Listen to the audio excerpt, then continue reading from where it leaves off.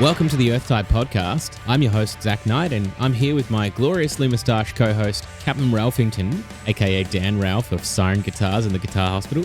How you doing, Dan? I'm good, man. Hello, everybody. Thank you for the glorious nicknames. Mixmaster Zach. Oh, damn. On this episode, everybody, thank you for tuning in. We've got Dylan from Wake the Blind. He's the vocalist from the band, a good mate of mine, and he's an incredible guy. We had a bit of a fun time chatting to him, didn't we, Dan? Yeah, look, when we were chatting to Dylan, a lot of stuff came up that I wasn't aware of about autoimmune diseases and things, so we had a good chat about that. It was a really interesting episode. Yeah, awesome. The conversation between the three of us was really quality. Yeah, man, quality is good. Speaking of, we're recording this at Zach's studio, Earthtide Studios. So you can hit Zach up for producing, mixing, editing. Check out earthtidestudios.com.au. Thanks, man. No worries, dude. And as always, this podcast is free, but if you like what you hear, please support us by subscribing and giving us a review on iTunes. 5 stars preferably if you want to be a legend. You can also check us out at Instagram or Facebook at the Earthtide Podcast. Awesome. Now, on to the show. Welcome to the Earthtide podcast. It's your host here, Zach Knight, with my beautifully moustached co-host, Dan Ralph. How you doing, dude? Thank you. I'm well, thanks, man. Yeah? You're actually doing well today? Yeah, as long as I don't break Laura's chair, everything is going to be fine. Did you just... You just adjusted it again, didn't you? It was an accident. It was an accident, he says. No, fair enough. You've been working today, so you're here to chill out and have some podcasting before you head off home for the rest of the day, dude? Yeah, man. Just hanging out in the studio. It's a nice day outside. Got the door open. Vibes are flowing. Yeah. It's good times. Because it's been pretty warm in here, actually. Mm. But no, that's fine. We've got ourselves a little guest today for this episode. How you doing, Dylan? Yeah, not too bad. Yourself? Yeah, I'm all right, mate. Just got my sparkling water here. I'm doing good. Yeah, fancy. Yeah, nice and bubbly. What about you, dude? You been enjoying your Christmas holidays? Yeah, man. Just been spending time with the missus, just trying to get, as much family time in as possible because, Christmas is about family. Definitely. It's not about presents? No, well, I mean, the presents are a big part of it, I'm not going to lie. But anyway, so just been really trying to keep it chill and focus on her, the family, and myself. Nice. Rather than work. And it's nice to have a bit of downtime considering leading up to the end of the year, you guys were smashing through trying to finish off a new recording. Yeah, it was a grueling, long exercise, but it was good though. I enjoyed every single second of it. Are you really sure you enjoyed every single second of it? I hated it. I want to die. That's what I thought you were going to say. Well, spending that much time with Zach will do that to people. It will, won't it, Dan? Oh, no. It certainly will. No, but it's been a bit of an interesting time, obviously, over the last, you would say the last 6 months for you and the boys? Yeah, it's been around about 6 months for us. Yeah. Nice. So Dylan here is the vocalist for a Melbourne band, Wake the Blind, who kind of started off a little bit more down the metalcore route, and now you guys have gone just manic. Yeah. Is that probably the easiest way of describing it? Yeah, so we started off, I think, back in 2017 or 2018. I'm pretty sure it's far away. Yeah. The band started with a couple of other members that aren't in the band anymore. Jacob Booth, who is the previous vocalist, helped start the band with current drummer Adam Spackman. Mm-hmm. They were going for more of like a new metal Linkin Park kind of style and really trying to get that old style vibe back. And then eventually he just quit the band out of nowhere. He just kind of stopped responding to the other boys. So he was like, all right, well, I guess he's out of the band now. Cool. And then, they got me. Then we sadly lost the other 2 guitarists. Gained new 2 guitarists, which we had for a while. Did the metalcore thing for a bit. Lost them, which for their own reasons, of course, because they had other priorities, which is fine. Yeah, then we started this new project, which is more of almost like maniac new metalcore, gloomy kind of style, which is kind of cool. Very different for us, and especially for myself. But yeah, definitely the longest 6 months I've ever had to go through, and it's still going. Yeah, dude. Well, I mean, you kind of, you guys set yourself a bit of a lofty goal in terms of like the way that you wanted to deliver this project. And I was very happy when, you and Spackman kind of just pushed for me to get a chance to produce for you guys. And especially, obviously, mostly doing the vocals with you and then doing the drums with Spackman. But it was an interesting time because as a producer, I really had to sort of find a way to try and make you be crazier through every single song, and you sort of started off being pretty crazy at the start.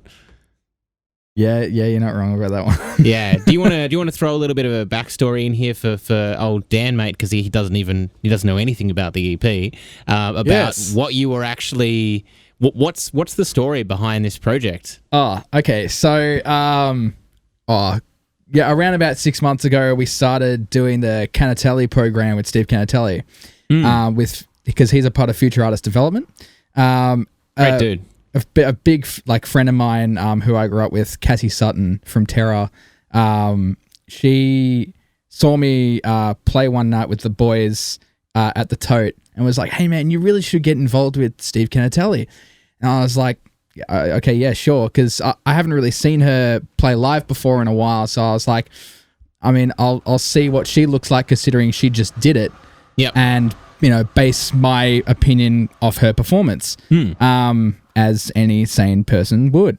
And so I went to go see Terra. They smashed it. They were incredible compared to the last time I saw them, and was just instantly ticked it. And the benefit as well was that one of our guitarists, who sadly has left the band, also had already chosen to do this with his who his current band is now, Vatic, in order to do this particular program, and says that he loves it. So it was already ticking boxes for us. And we started the program. He was getting us through it. He was doing a really, really good job. And about 6 weeks into the program, he goes, "Now, boys, I don't know if the metalcore scene is for you." And we're like, "Really? What?" He said, "Yeah, I just don't see you guys as a metalcore band. If anything, I see you guys as more as a new metal kind of thing." I was like, "Oh, all right then, okay." Yeah, right. Okay. I was like, "Oh, okay, I guess we can do that." And about 2 weeks later, Spackun just comes back with an entire EP, just because he's like, "Oh, have this," and Steve's like, "What the fuck? How? How'd you get what?" And the rest of us are still going, "Dude, we haven't even heard this." And the shit that Spackun makes is monstrous. It's so cool. He just develops things so quickly, but his creative style is so interesting simply just because he would just start messing around the guitar and be like, "Oh yeah, this is a cool riff, chuck it on, chuck some drums," and then go "Oh yeah, I'll put this after it," without even thinking of the concept of Don't it you being... just hate that? Don't you just hate when people I know. do that? I hate it when people do that because you just... James Ash, that's for you. Yeah, Damn. People like the rest of us have to think of a concept and then think okay, it has to be like this and sound exactly like this. But no, he just goes, "No, okay, no, this sounds sick. Okay, chuck drums in. Okay, it's new metal." Yeah. And we're So he just needed that push. Yeah, he literally just needed the push. Oh yeah, got it. There it is. Yeah, and we sent it back to Steve. Steve was like, "This is nuts. This is crazy. This is one of the best things I've heard." Obviously, Steve being very biased because he is a new metal kid. Yeah. So Represent. Represent. And anyway, so he was on board with it. So we were really happy, and we kind of just pushed it from there. He really pushed us to go towards this more gloomy maniac style that was just so new to us, and we didn't know how to respond to it. But we seem to be doing all right so far, and we just can't wait to show it and present it and just see how the public takes it, because it's weird. Awesome. It's definitely weird. So is that because you guys have a video out right now? So is that the older stuff, or is that more of the newer older stuff? Okay, cool. Yeah. So we had 2 tracks from our metalcore stage. We have Now Nothing, which Spackman and I co-wrote to be more of a political public message about the environment, and then Cauterize was the more almost creepy, close to new metalcore kind of style that was kind of the internal demon kind of thing. And that kind of because we already kind of were stepping towards the current sound we have now, but not to the that jump in terms of the extreme. We thought we might do Cauterize and then have another song that we would do, or another EP to kind of bridge us over to that section. But no, we just went from A to B. Just fuck it. Yeah, just get it done, man. Get it done. Yeah, literally, that Spackman was just "No, fuck it. I'm going from here to here, and I don't care what the hell's going on in between. Everyone can just eat shit and take it. Nice. Yeah, pretty much. And I mean, when you guys showed me musically what you were doing, the first thing I thought to myself was, wow, that's pretty full on. Yeah. Yeah. Like, it's literally just like an assault of riffs, grooves. It's like getting punched in the face, but like not just your average punch in the face. It's like when there's like a nice, even brick that is just this big cube, and it just hits you, and then as it hits you, it gets pushed from behind and just keeps hitting you until it's just Minecraft right in the face. Yeah, it's literally. Minecraft to the face. It's literally like someone coming up with obsidian and going place, and you're in a fucking like you just can't move without a diamond pick. You're screwed. Pretty much. But the thing that I definitely enjoy the most about the whole concept was actually what you were really doing with all the lyrics and the message that you were passing on across the whole project, because it's really very insane, and insane in terms of that's actually the concept is it's kind of like you've basically, if you sit down and if people, like when people get the lyrics and they sit down and listen to the whole thing, you could finish off listening to the whole EP and either do one of two things. Either you'd be super stoked because this was just like really like full on and really vibey, or you'd be like, all right, cool, time to rewatch all those Batman movies. Oh no. Yeah, no, I get that. Like, even when I was like, cause Spackman and I like co-wrote most of the lyrics. I wrote about 60% of them. Spackman wrote about 40%. He's just such an asset to the band, man. And he was just like talking to me. He's like, hey man, let's make like the EP about like, the like we'll call it like the end cycle or something, and then just like think of just the 5 different stages of grief or something. And I'm like, yeah, you could do that, but every other band's kind of done that. So like, why do what every other band's done and just be us? And he's like, yeah, okay, fair point. So we kind of sat down for a little while, and like, I pointed out to him, I was like, look, man, I want to write something that's more like it's real. I mean, not necessarily it doesn't have to personally affect me, but it's something that I'm very passionate about, or that I know other people are passionate about, which overall we chose mental illness, because like, if like pretty much everyone I know at this stage has at least something like anxiety, depression, fucking schizophrenia, like it's just fucked. So we were kind of just thinking to ourselves, oh, okay, how could we present almost an EP dedicated to mental illness to the point where it's not cliche and overdone? And we're like, okay, well, let's just do this, and almost create it into like a story sequence. So like we have like 5 songs in the EP, and from the first track to the last track, I mean, lyrically they're different and they cover different issues, but you could go from start to finish and be like, oh, there's a story there, which is kind of what we're going for. Like you could listen to it from the first song, then the third song, second song, fourth song, and then last song. It'd still be the same. Yep. Yeah. Cool. And you've got this whole concept about obviously what you're actually talking about within the scope of the story for the EP. Yeah. But I think the thing that I like the most about it is you're trying to show these different stages of different mental states. And you sort of gave me this, when you were giving me like the backstory behind what each song was about, I was like, okay, sweet. Let's actually get you to change up what you're doing vocally to represent that. Yeah. So we got you to do some voice acting in like a couple of different verses where I wanted you to practice your favorite Dark Crystal character. Yeah. Yeah. Which is? We were doing a Chamberlain, Skeksis. Oh, yes. Yes. Go on, do it. Oh, fuck. Okay. On the spot. On the spot. Jesus Christ. I'll have to like reimagine it just like from the thing. It's like, yes, the strings are numb. Oh, yes, the darkness wins. And yeah, just kind of going with that. Terrified.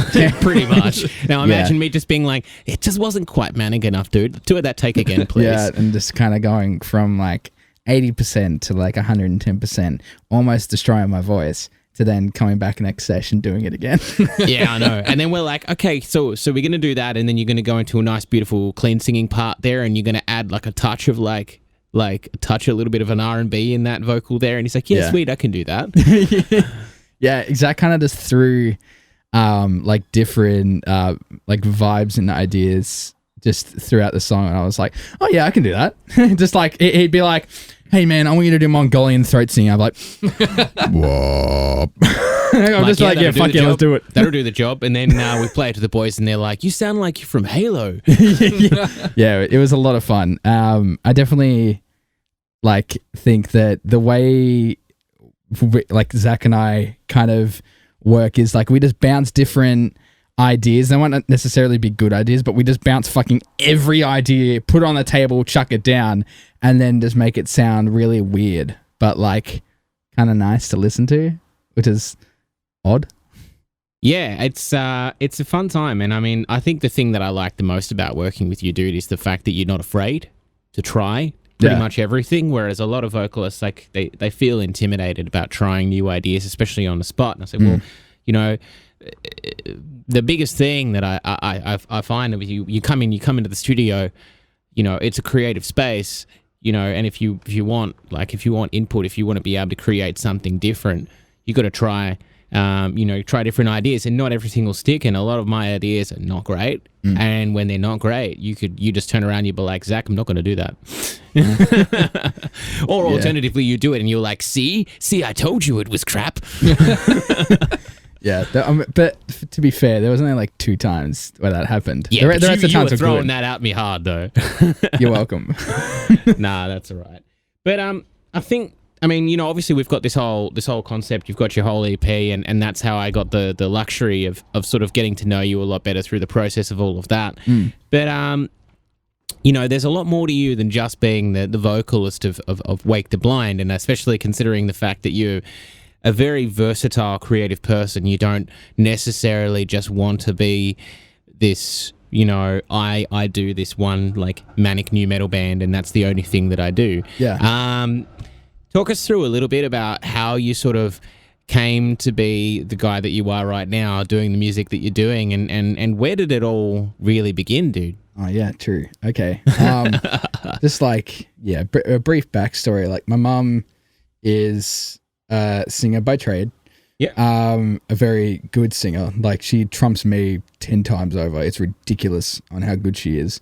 And like it's annoying because whenever I go see her live, if it's just like at some like little bar, like because she just does covers, if she's just doing it at like a little bar or something where there's maybe like 100 people, she'll do it at about 80%, and she just wouldn't get like, she'll just do the I don't really care, but I'll still like sound good. And I hate that because every time I'm on stage I have to do 110% or otherwise I'm screwed. So whenever she does something like where she has to be 110%, she just blows my fucking mind every time. So like hearing that at such a young age and just going to all of her shows from like when I was like 3 years old, it kind of just like this whole singing idea kind of just like grew on me, but I never really took upon it until like I was 19, which I'm 22 now. And the whole way through that, like from being 3 to 19, I was playing guitar for a little while. I learned with Cassie and Liv, their like Tara's ex-guitarist, because I grew up with them all throughout primary school and high school.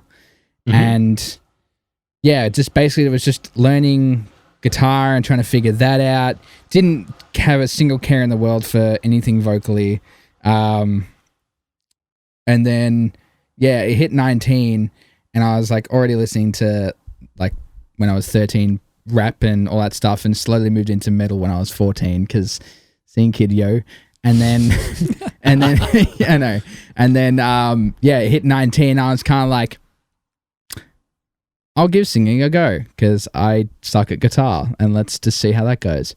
And yeah, just started to do some small lessons with David Vernon from Bellhaven, who's now a very, very good friend of mine.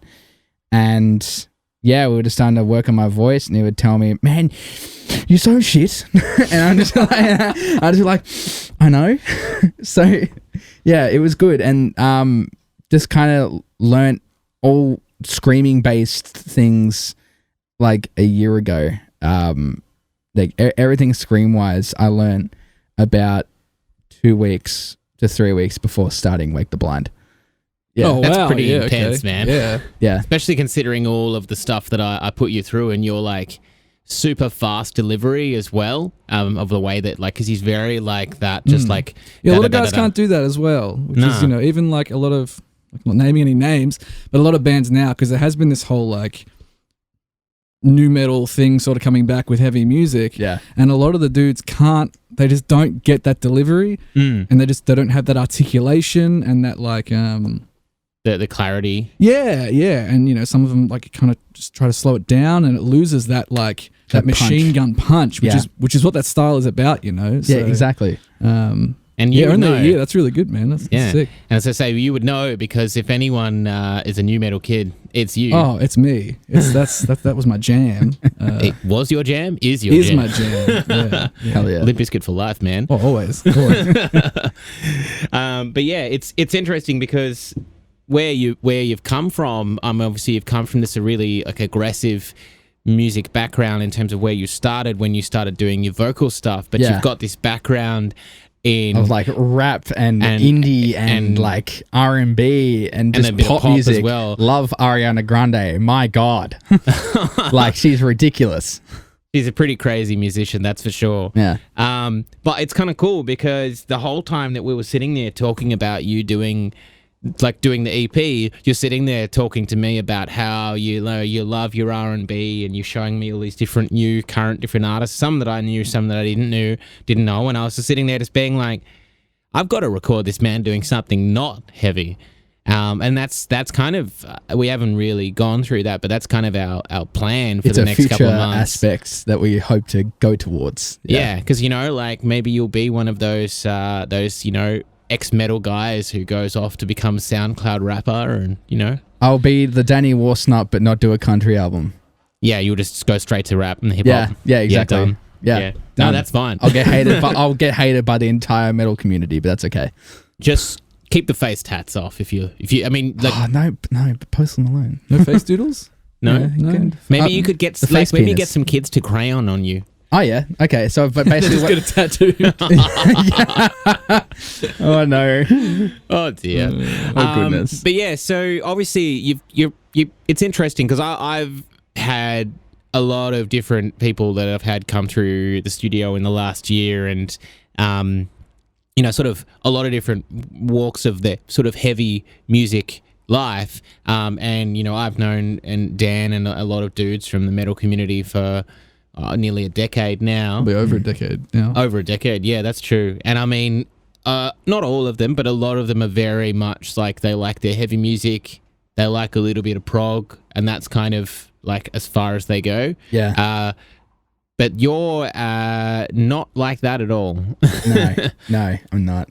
I came from the more popular side of things, then literally just found My Chemical Romance, as like sad as that is, but It's not hey, sad. it's where I am now. It's where I am now, and I'm happy with that. So I don't give a shit. It's not a phase, Mum. It's not a phase, Mom.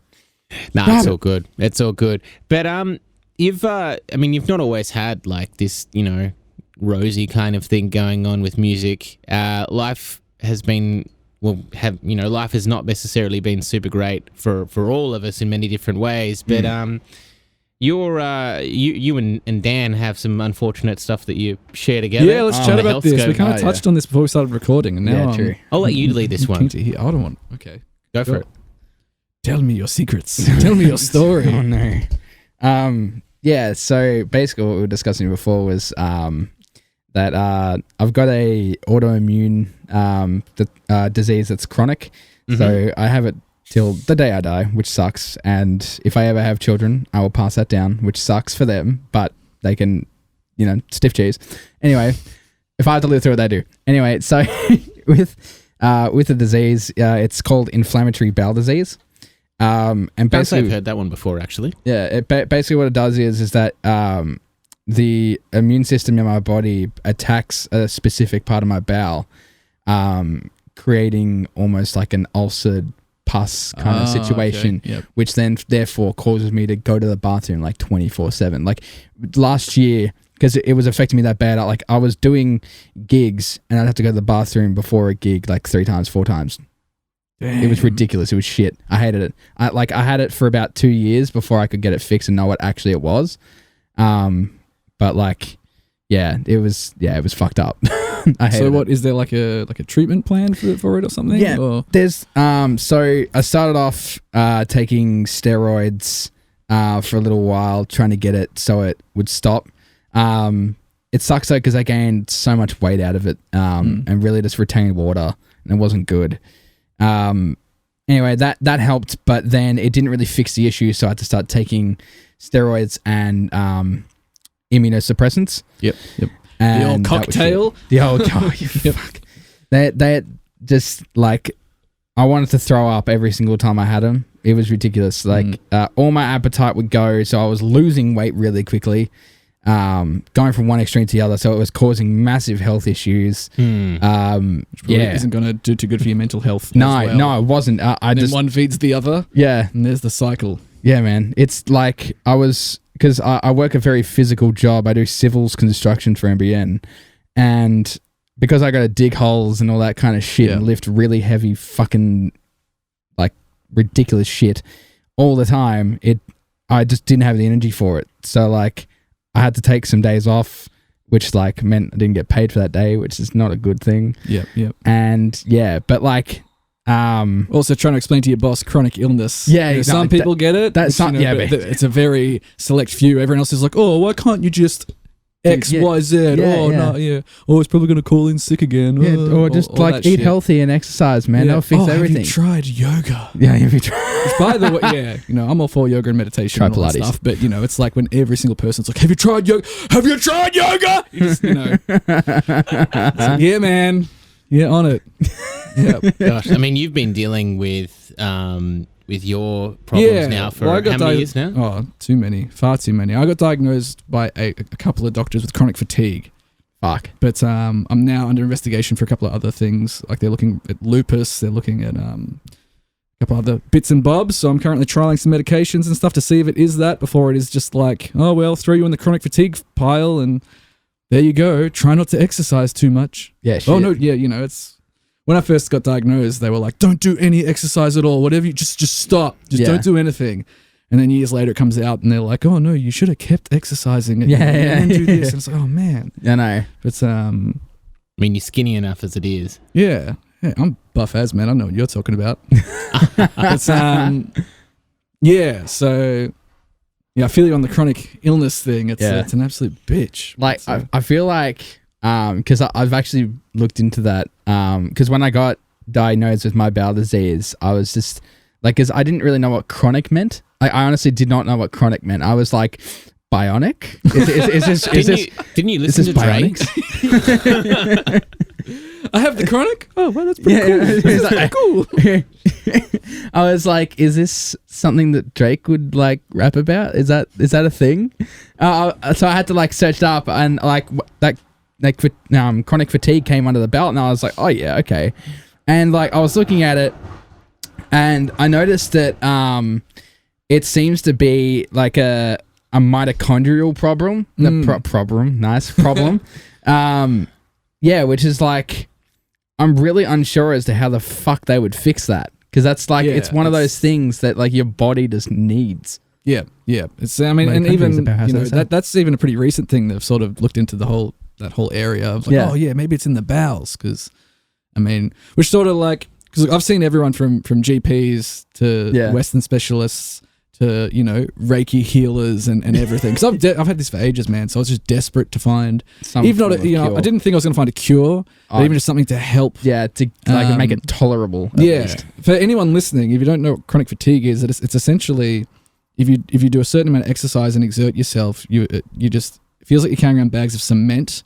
It's like having the flu without the mucus as well. Yeah. So you just feel awful, brain fog, muscle soreness as well. I mean, there are a lot of symptoms, a lot of varying symptoms. So I know a couple of different people who have it, especially even musicians. There are a lot of musicians I know who actually have it. And we all have certain things in common, but then, I might have like more muscle pain, whereas someone else has more issues with their sleeping cycle and stuff like that. And I've forgotten where I was going with that, to be honest. What was That's I talking okay. about? I think you were just talking about like, I guess what. Oh yeah, what sorry, it actually is. So that they had no idea, and it's only recently that they've gone back to like, oh yeah, it's in the bowel, and it's like, okay, cool, where to from here? Well, I mean that you've dramatically changed your diet, obviously over the last sort of like 4 or 5 years. Oh man, I've tried everything. But yeah, mainly a diet thing as well. That is definitely when I stopped eating red meat. Actually, it's probably the best I've felt in years. Yeah. I still eat fish and So pescatarian? pescatarian. Yeah.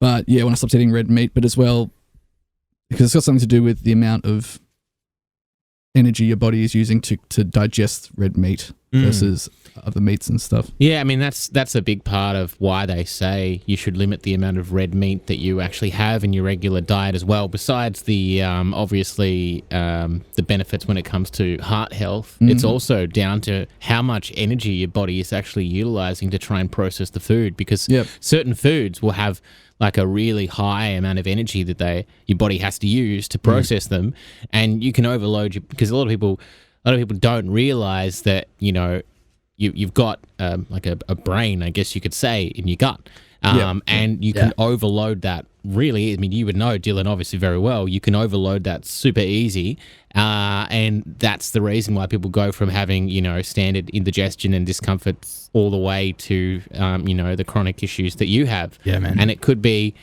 really like minor to deal with or really extreme. I'm pretty lucky, but my mum has something quite similar to you, and she's been dealing with it for like 20 years. And back first when she first worked out so that she had it, there was really not much research done into it. Yeah. And so she just thought it was like, oh, well, I need to stop eating meat and that'll fix the problem. But it wasn't, because then down the line she found out that she couldn't have like pulses. And she'd been eating pulses for like 10 years and wondering why she was having stomach aches all the time. Okay. Yeah. It's crazy, all these different things, and different people have different things that they can and can't eat. Well, yeah, not everyone's the same. You can't just go blanket rule. This is, I mean, obviously for some things it's, there are similarities, but everyone's different. Yeah, have you experimented, or is there anything that you have to do with your diet because it is a bowel thing? Like, are you... Oh, yeah. So, like, and currently where I am, I'm fine. Like, I'm back. I feel like I'm back to normal. Oh, rad. Yeah, which is sick. Congratulations. Yeah, no, yeah.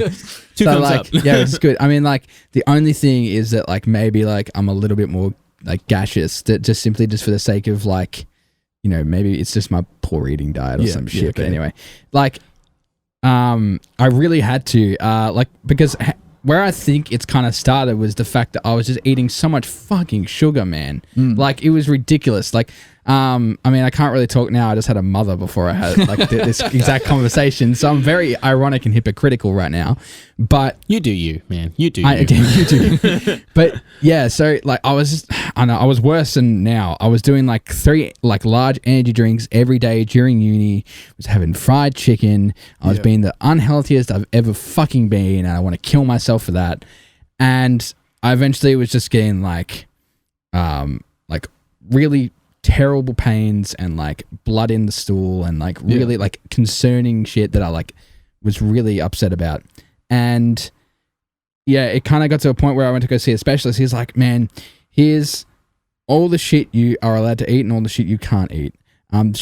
Just looking at it, I'm like, dude, I can't even have normal bread. I have to have spelt bread. Anything spelt is like the best I can have. I can't have onion. I can't have like all these different things. And I was like, fuck, this is gonna suck, dude. Tried it. Yes, I got healthier, but it didn't really help the situation. Hence why I had to go on steroids. Had to go on immunosuppressants. But now, like, when I stopped taking, because I didn't tell my doctor I stopped taking the immunosuppressants. I stopped. Smart idea. I know. I don't recommend this to anyone. But I was like, this is hurting too much. I don't want to take this anymore. I don't want to do it. It's just like I want to like throw up. It's ridiculous. I was getting like heart palpitations and shit. It was just not good. And it got to the point where I was like, all right, I'll stop taking them. I'll see how I go. Stop taking them. It took a couple of weeks to get off my system, but I instantly felt better. Like I was fine. And I went to go see him. He's like, oh, how you doing? I say to him, I stopped taking my medication. He's like, shit, are you okay? I'm like, yeah, no, I'm fine. Like, should I not be? Yeah, because I didn't see him for like 4 months, and it takes 3 months for it to get out of your system properly. Okay. And he was like, shit, how are you doing? I'm like, fine, I feel normal. I just take a teaspoon of Manuka honey every night, just for the sake of it getting in my bowel and neutralizing any shit that's in there. Yeah. Just for the sake of keeping healthy. And yeah, that seemed to do the trick for me. I'm feeling fine, feeling normal, feeling funky fresh. Oh, awesome. Is there still like a whole bunch of things that you just you stay away from eating because you know it's going to sort of return it? So I try and stay away from like all the chocolate. Just I'll have like a slice every now and then, just for the sake of like, you know, if someone offers me it, I'll fucking take it. But I'm not going to eat a whole block like I did last time. Yeah. It was terrible. Energy drinks, I restrict heavily to one a day, or if not the small can, and just keep it at that if I'm really desperate for it, because I'm a sugar addict. And yeah, just trying to stay away from onions as well, because onions are apparently really bad for your bowel. But you love pizza so much, man. I know, but I know it's in the sauce, but I couldn't care less, because I go for a classic wood-fired pizza, like a margarita, or I'll go from like Domino's and just have like a simply cheese or a pepperoni. Yeah, I'm the same, man. If there's something that I just really want to have, I'm like, nah, fuck it. Yeah, legit. I'm not going to live my life like this, you know, and just be miserable and not being able to eat tasty things. Exactly. I was like, no, fuck it. I'm going to live how I want to live, and if I die, I'll die. Fuck it. Yeah, pretty much. Yeah. Well, it sounds to me like you're you know, going through and dealing with it pretty well, dude, considering it's such an extreme thing to live with for the rest of your life. Yes. I mean, you know, I wouldn't say you've conquered it. It's because it's not really a conquerable thing. But not you've definitely, it seems like you've gotten into a position where you can sort of coast through on an even level to a point. Yeah, like I'm kind of now just awaiting to see when my next relapse is, just to see what the time index is for that. Yeah. I mean, because apparently the next time I get it again, I'm more and more likely to get cancer. Oh, yeah, which is lovely. Shit. I know. Wow, that's so great. Oh, yeah, no, but that's why I'm really like wondering what's the time index, so I can specifically, like, next time I get it again, I can be like, okay, it's happened again. Yeah. It took this amount of time. I got to make sure that within this time frame, I'm as healthy as possible to try and make sure it like gets pushed back.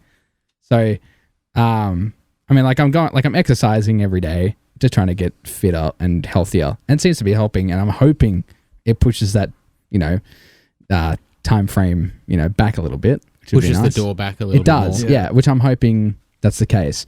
And I mean, it's not necessarily the same with everyone, but yeah, I mean, every step away from cancer is a good one. Yeah, definitely. Sure.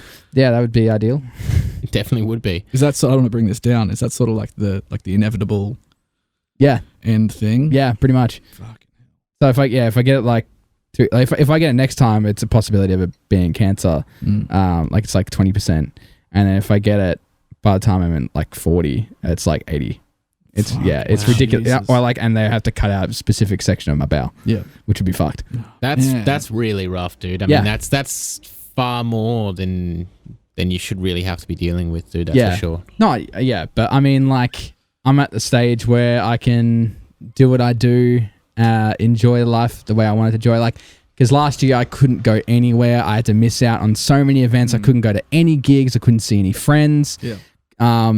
I was just miserable at home playing games, even though that actually doesn't sound that bad. But trust me, it is. When you do nothing, it sounds bad. It's just bad. When you want to do other things, it's bad. Exactly. So me being healthier again, I can go like do the things I want to do, and it's awesome. Awesome.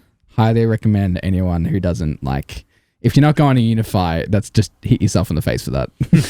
So that's us. You guys suck.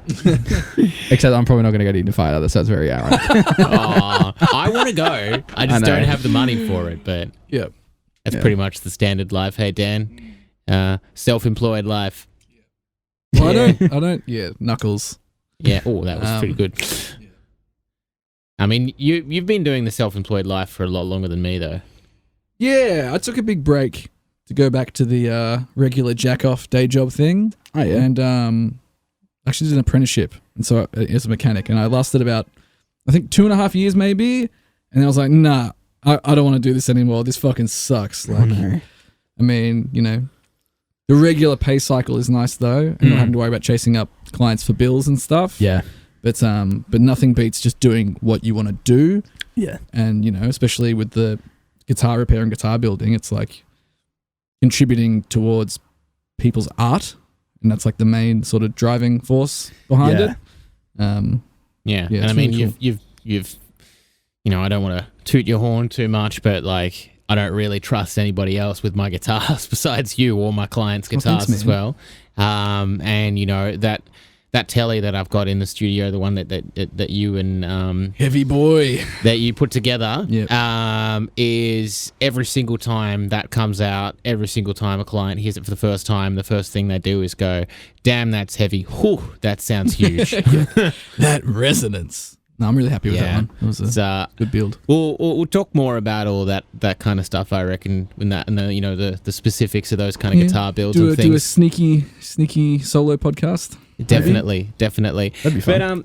But I wanted to, one thing that we sort of wanted to touch base a little bit on these podcasts as well is because obviously, you know, the whole thing behind it is about, you know, interviewing the creative people, you know, talking about their passions and talking about how, you know, they get through life trying to do what they do. And the biggest thing that you touched on before that I'd comfortably say it's the biggest thing that affects me, and, you know, knowing Dan enough, I'd say it's probably similar for him as well. But with how do you deal with the mental struggle of trying to be a creative person and really just existing in this world, dude? Like, I don't know. It's one of those things where I really don't like stress that hard about it. Like, as bad as that sounds, and as much as people are probably going to hate me, including I've never tried that before. What is not stressing? Have you tried Dan? not stressing? Look, like, don't get me wrong. I mean, like, it can be stressful, and you know, as I feel like the thing for me that's even more stressful is all the other shit that doesn't involve the songwriting, like the music video and the, like, getting all the apparel and shit done for your merch, and just like all the tiny bits of organizing, like getting gigs. That shit is stressful as fuck to me. Me songwriting, like, fuck yeah, I could spend all day doing that and I don't feel crap about it. I mean, like, except for that one time on that song that kind of I wasn't necessarily happy about and had to get Zach to help me. But anyway, like, I'm That's just going to forget something from that. We ended up making that one a lot more rap, and you loved it, and I love it, and you probably would love that song too, Dan. Yeah, I'm super keen to hear it, It's man. gonna be fun. But yeah, like, I don't know, I'm the kind of like, just me in general. I kind of grew up as a, like, what's the point of stressing the fuck out about things that, like, I mean, obviously, like, this could take my career to a different level, or it could be the same as it is now. I don't really give a fuck at this stage. I couldn't give a shit. We just got to be creative and do I just got to be creative and love it. All right. So, like, man, I listen to my own songs in the car, not for the sake of me loving the fuck out of my voice. It's the fact that, like, dude, this song sounds sick. And like, sometimes I forget, oh, fuck, I did that. like sometimes I forget about, like, as, like, egotistical as that sounds, I'm honestly not listening for my voice. Like, Spackman will write a song, I'm like, fuck, this is sexy. Yeah. And I'm like, yeah, man, I'm digging this shit. Well, and, you know, why would you write something that you don't like? You know what I mean? Like, maybe there are people out there that just write things and go, oh, I fucking hate that, but someone will like it. And, like, I don't do it that way, but yeah, I get what you mean. I mean, I kind of am a bit of column A and column B. Yeah. Because I've kind of had a hand at trying to write too many different styles of music. Yeah. So I get confused sometimes about what I want to do and where I'm going. So I just sort of throw everything at it. And that was a lot more in the past, but now I've got a lot more of a direction. But I think the thing that I found is that, and this is probably the biggest reason as to why I'm doing the producing gig as opposed to focusing purely on songwriting for myself. I do it with my band and on my own on the side, but I am I'm better served helping other people create what their vision is and doing the best version of their vision as opposed to doing my own vision, because it just seems to work out better that way. And there's a lot of tools that I've picked up through the years and picking up as I go and do every new project that made me realize that there's a lot of things out there that people want to do, but they don't know how to do it. Yeah. And they just need somebody to just, give them a hand, pull them up out of the pit and just be like, hey, show man. them the way. Show them the way. Or show them the way, the W-H-E-Y way. The whey protein, let's go. Gains. Yeah, Gains. Man. Oh, calm down. It's not a deathcore off here. You and I could go with that for a while. Yeah, I know. I think the other thing that I really enjoy about the way you do things at the moment is the fact that, like, to you, everything is new. So, like, someone could come in, they were like, hey, man, I want to track a metalcore track. Okay, cool. But it's new to you. Like, it doesn't matter how you treat it. Like, you could listen to it, you'd be like, oh, yeah, okay, I know what you're trying to go for. And you create something that's completely, like, it's blank canvas. Yeah, man. Like, definitely. it's never, like, one set, preset. When you listen to something or you get like a certain client to come in, it's just a blank canvas and you're like, okay, let's see how this goes. And like, you just create something out of nothing, or you create something that's like half built and make it into something. Yeah. And I think that's just how it goes. I like that. Thanks a lot for that, dude. Cause like, I feel like the biggest thing that I try and help people do, is create something special and unique. And every single person who comes in to do a song, has the opportunity to create something special and unique, and just a matter of just giving it a crack, really. Yeah. And there's so many different things that you can do when you're being creative. Setting yourself a specific amount of things that you're allowed to try is really just massively limiting yourself. And I think that I felt like I got to try a lot more things with your project than I expected to, which made it a lot more interesting and fun for me. But the other thing as well is, like, with a project like yours, I've got to try and find all these different ways to make you sound different whilst using an aggressive style voice for the largest majority of the recording. But then, like, I might be working on another project where there's no aggressive vocals at all, and they want everything to sound beautiful. But then you've got, like, well, what are the levels of beautiful that you're talking about here? Because there's all these different ways to do things. That's a good approach, because some people, I mean, like you were just saying, really just have that sort of cookie cutter approach. Like, oh, here are the presets. Oh, it's a metalcore band. Here are the fucking presets. Yeah, exactly. Okay, you need to scream it like this. Oh, do it like this. Let's like go with the like the Chris Crummett fucking what's the other guy who did Asking Alexandria's? Joey Sturgis. Joey Sturgis. Yeah. Where it's like it's just a preset. But I mean, they eventually like progress and like their stuff sounds better.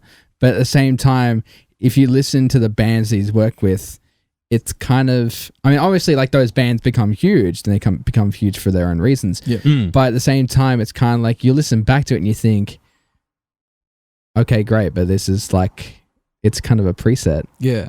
Do you think that is an intentional thing, maybe? To like they're trying to like adapt their sound so that people hear that and go, oh, well, I would have thought so. Is that I kind of think so. I mean, I think definitely early on in his career, Joey Sturgis was very different to what everyone else was doing, and he sort of created this sound that became the industry norm for sort of like 5 to 7 years or so. Yeah. And he had a specific way of things that he did specific way of things that he did to create a certain sound that he loved. And, he had some limitations because, he didn't have this big fancy studio at the start. So he made a lot of his stuff work in the box. Yeah. And then really sort of helped create this, new wave of people who could push themselves working in the box to create world-class productions. But I definitely think in his later years of production, he definitely progressed quite a lot, but he's actually stopped producing now completely.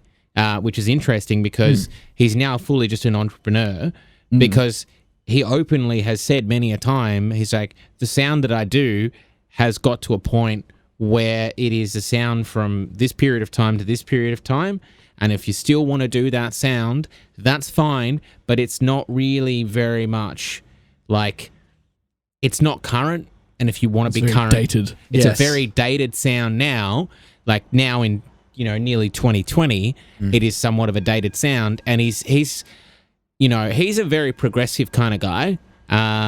So he's not interested in getting people to come in, spend a lot of money to go and work with him, and come out with a record that realistically isn't pushing their craft.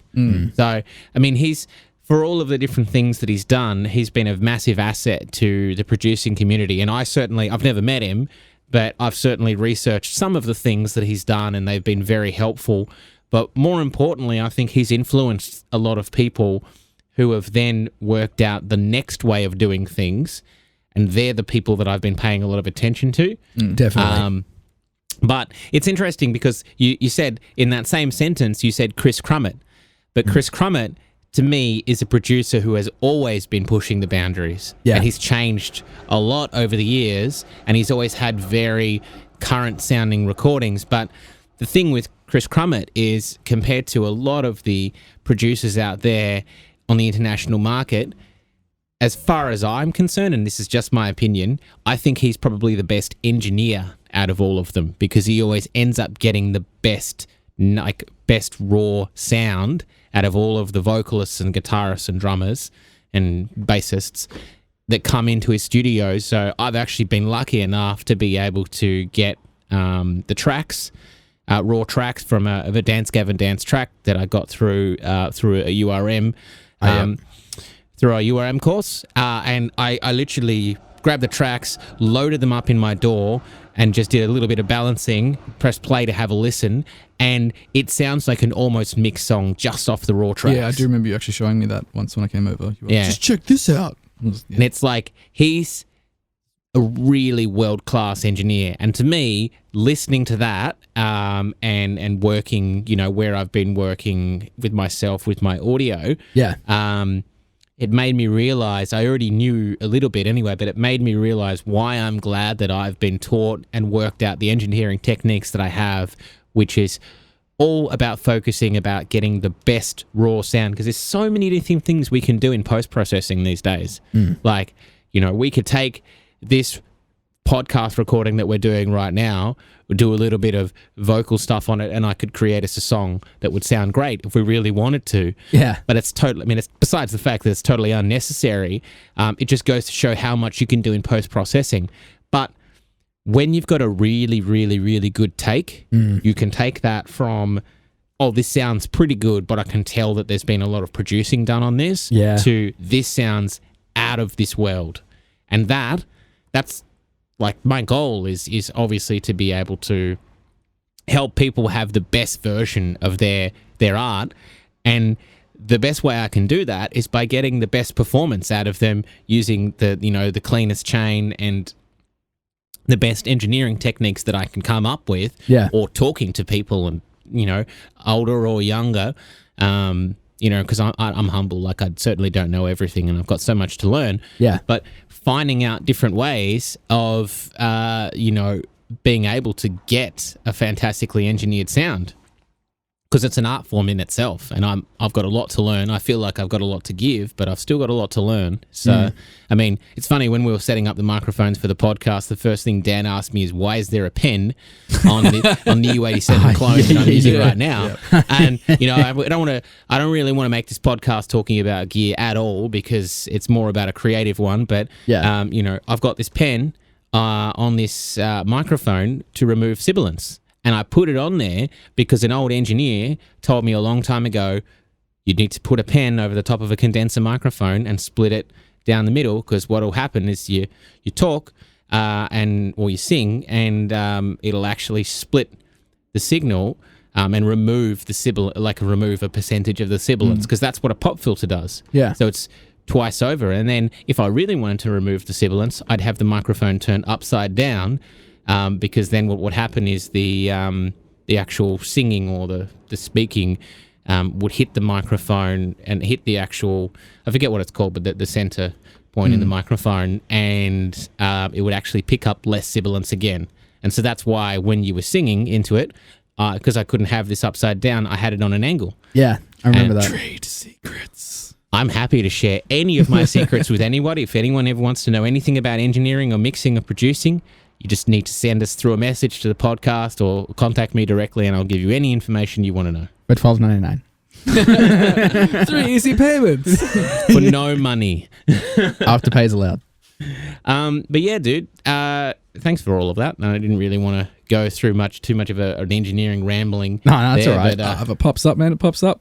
I mean, look, I feel like for me, the reason why I said Chris Crummett was more so, I mean, because he's set the standard in terms of for our sound in our like genre and many genres of that as well. I mean, like you said, the Dance Gavin Dance, like because he's done almost every Dance Gavin Dance album except for I think he's done, the latest one. I think 80% of them. I think he has, yeah, and like all of them sound fantastic except for Acceptance Speech, which someone else had to redo. Not gonna lie, it didn't sound fantastic, but the recording of it was still good. Like because they re-released Acceptance Speech 2.0, and it sounds insane. Like it sounds perfect. Like I think it was just more so his mixing for that particular song and the mastering. Like it was just a little quiet and just a little bit too almost like fine-tuned. It was like too fine-tuned for what they were kind of meant to sound. And because the engineer who did that Artificial Selection, their latest album, he remastered that.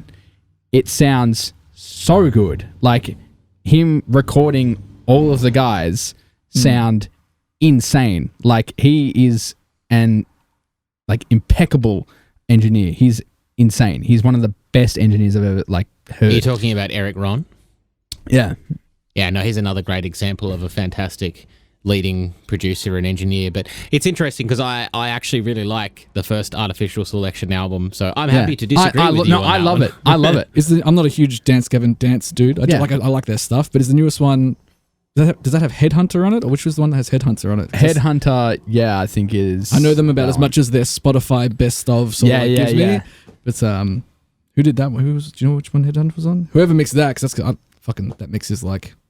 Look, to be honest, it was either Artificial Selection. I'm pretty sure. Yeah, it was either going to be either Chris Crummett or Eric Ron. Honestly, because I think they're the only only message two. us if we're wrong. Yeah. We don't want to know. If I'm wrong, I'm happy to be wrong. But yeah, dude. I mean, look. They're both fantastic producers, as is Joey Sturgis as well. And I mean, you know, like honestly, those guys, you know, they're so influential in the heavy music scene. Yeah. But it's really interesting because I think that a lot of people in the heavy music scene get really focused on those kind of guys, and I'm looking forward to people starting to enjoy work from younger or, you know, less big name producers as they are, because there's a lot of really good talent in Australia at the moment. Yeah, like yourself and Lance and like who else? Chris obviously is a great example. Chris as well as they're both Chris's. The bassist from Thornhill, Nick. Like he's learnt so much from Lance. From my understanding, he's learnt so much from Lance and started to take on other bands, like smaller bands than his, to obviously do it, and they sound just as good. And it's amazing how much people can learn. Even Spackman, just the demos on their own sound fantastic. Obviously, like he agrees there's a lot that he can learn, and there's a lot anyone can learn. But it's just amazing to see the standards to which people can learn and make music to make it sound that like, okay, it's a demo, but it doesn't sound like a demo. Yeah, it's still quite listenable. Yeah. It doesn't sound like... It doesn't sound like farting into 2006. Let's do it to our cassette player, bro. Yeah. Yeah, I mean, that's been interesting for you as well, Dan, considering that, you know, your last album, you guys did... How much of the engineering did you guys do in-house?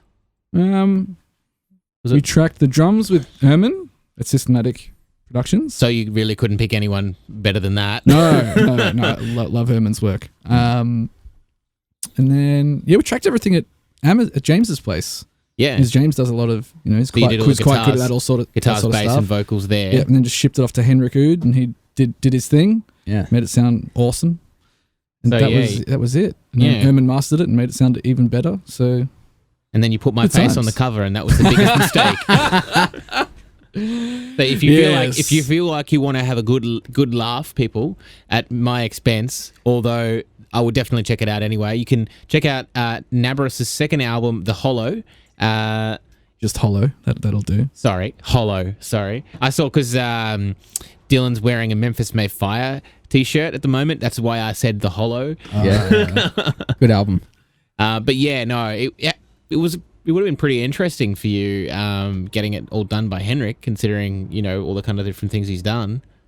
Yeah, well, look, obviously we're a massive fan of his work. And I think it was actually James's suggestion when we were sort of like, we all sat down and went, okay, well, here's the album. Here's what we want it to sound like. What vibe are we going with? What do we want? Mm. We had a couple of different names. I can't remember. We wrote down a list and kind of just went through them and went, well, we like this and this and this. You know, we'll see who's available. Obviously, we're working to a budget. Yeah, So that's the biggest thing when you're a creative person, hey? Obviously, that money. But yeah, we were kind of worried with Henrik that we were, you know, I guess because of the caliber of bands that he's worked with, you know, you do hear horror stories about people going to that tier of engineer and sort of getting shafted because they just go, oh, well, you're just a local band in some country that I, you know, don't have much to do with. And he was really cool to deal with, and he, you know, all the correspondence we had, which to be honest was actually not too much because he did one mix and we went, holy shit. Yes, that is, can you just bump this up a little bit and then bring that down? And that's it, like the sound and the vibe. He just sort of heard it and he just got it. He just understood it. But yeah, that was really, really cool what he did, you know, what we gave him. Fantastic. Yeah. I just figured I'd bring that up because I know how much you love talking about, you know, engineers and producers from all across the world, and the fact that Dan's had the, you know, the opportunity to work with somebody world class that I've always sort of looked up to as well. You know, he sort of a little bit more detached from the regular kind of stuff that I do, but yeah, I really would love to have a chance to have a conversation with that man. That's for sure. Because he sounds like a really cool dude, and supposedly he loves chewing tobacco a lot. Oh, really? Yeah. Oh, there you go. The more you know. Yeah, that's that. I just picked that up from watching a bit of the Architects Now the Mix. Oh yeah, down the line. But look, man, it's been going on for quite a bit of a while now, and I don't want to take away too much of your Friday. I'm sure you've got some you know, cool stuff to do. It's Friday. Yeah, it is Friday. This is the time between Christmas and New Year's where, you know, all the days meld into one. That's true. No one knows where they are. And there's maybe it's just me. There's lots of food that's probably still left over in people's fridges. Oh yeah, dude. I like, my mum makes the best Christmas ham ever. Like, it's ridiculous. I like, a lot of people make good Christmas hams, but like, bro, like, not to like. You're getting tears in your eyes right now. Dude, she left like majority of like the bone as well as like a bit of meat left, because I asked her to. Yeah. And I told her to save the top because that's what she glazes. She glazes it in like almost like a salted honey caramelized like mix and bastes it over that like 8 times as she cooks it, and it's sounds pretty I crazy. know nothing about basting ham, so I don't know if that's a. I don't really know that much about basting ham either, but I'll take your word for it. If I ever get a chance, classic. But if I ever get a chance to have like a big Christmas, like when I move out or something, I'll invite you guys around, have a good Christmas lunch. It'll be nice, even for a barbecue. Lots of potato for Dan. Lots of potato. All the vegetables. All the scallop potatoes.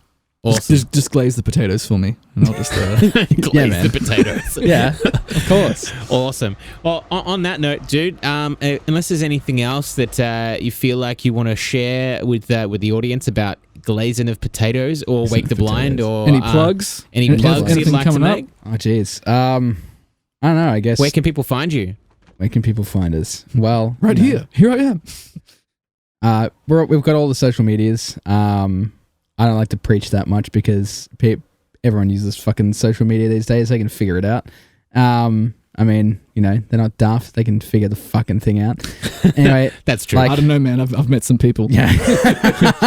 Like, I mean, look, if you like our shit, obviously, you know what to do. Give it a thumbs up. Talk about it. That sort of shit. Every bit helps. If you really like it and you comment and you say how much you like it, you know, I'll happily read it. I read every comment. You know, I'm one of those kind of people. So that's not going to work so well for you when you release too many songs on YouTube, man. Oh, Stay no, away from the YouTube comments. No, I'm going to read every single one of them. I do. Like, even not just shit I watch on YouTube, I read every comment. Well, make sure you've got some glazed potatoes on the side for you when you're reading those comments, so that every time you get that random YouTube comment that makes no sense, and you're just like, oh. When you feel the rage build in your chest. Don't forget the glazed Fill it with potato. Fill it with potato. Awesome, dude. All right, well, we might call it there. Thanks for joining us here on the Earthtide project. Oh, well, thanks for having me, guys. And Dan, we're going to finish this one up, hey? We're going to what? We're going to finish this one up. Oh, yeah, totally. All right, let's do it. Knuckles.